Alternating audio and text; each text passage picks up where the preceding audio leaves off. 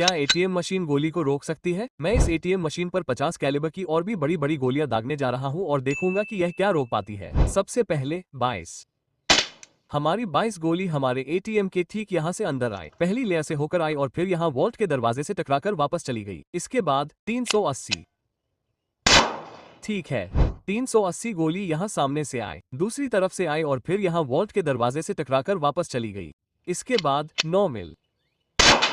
ठीक है, तो हमारी 9 मिल कैश डिपॉजिट के ठीक नीचे से अंदर आए। ये हमारी मशीन के अंदर तो चली गई, लेकिन पीछे से बाहर नहीं निकल पाए। फ्रेड अभी भी सुरक्षित है। अब 45 एसीपी की बात करते हैं।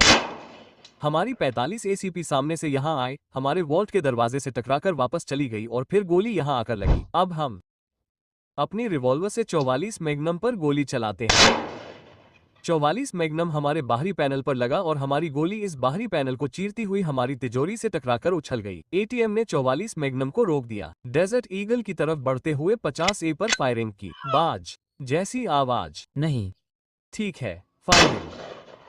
ये घाटी में गूंज उठा। हमारा डेजर्ट ईगल बाहर की तरफ लगा। इसने सीधे हमारे कीपैड में छेद कर दिया और फिर यहीं हमारी तिजोरी के दरवाजे से टकराकर उछल गया। शॉटगन स्लग की तरफ बढ़ते हैं। हमारा स्लग यहीं हमारे एटीएम पर लगा।